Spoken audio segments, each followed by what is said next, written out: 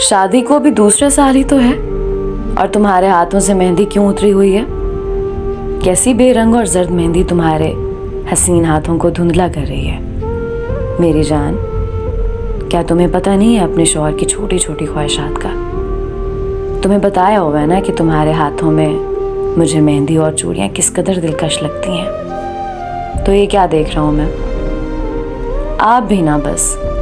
अरे बाबा, मुझे सब पता है कि आप मेहंदी के दीवाने हैं। आपकी हर एक पसंद का मुझे ख्याल है, पर घर के कुछ काम भी तो देखने होते हैं ना। और आप जानते हैं कि कामों में रंग फीका पड़ जाता है मेहंदी का।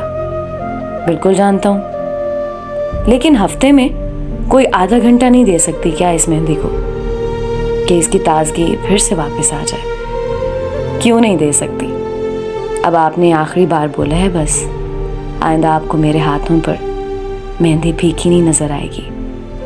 जी जनाब, हर बार आप ऐसे ही बोलती हैं, और अगर दोबारा भूली तो इसकी सजा मिलेगी। अच्छा जी, तो अब आप सजाएं भी देंगे? जी हाँ, सजा ये होगी कि आपको फिर हाथ के साथ साथ पाँव पर भी मेहंदी लगवानी होगी।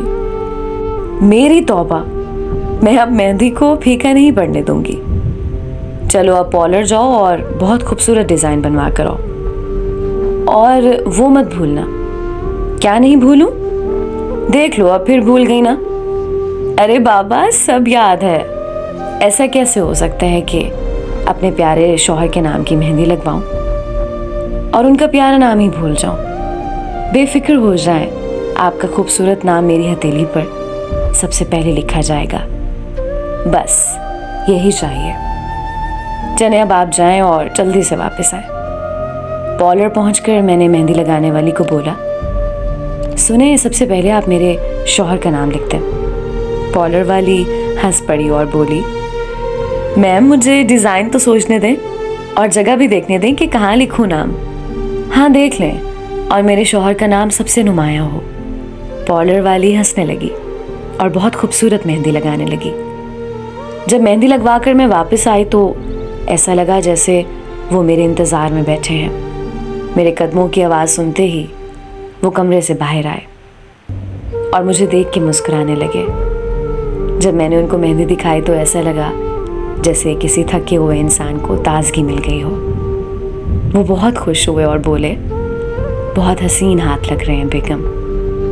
अब लग रहे हैं ना मेरी बेगम के हाथ? मैं शर्माते हुए मुस्कुराने लगी। और आपका नाम?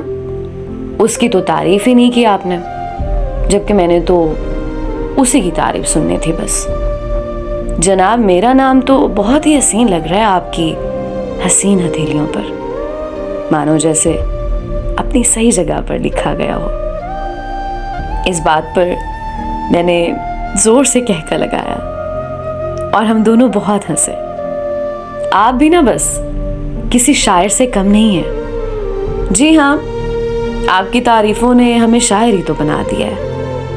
उन्होंने मेरी मेहंदी की खुशबू सूंघी और मेरे हाथों को अपने सीने से लगाया और कहने लगे, अब ये मेहंदी नहीं उतरेगी ना?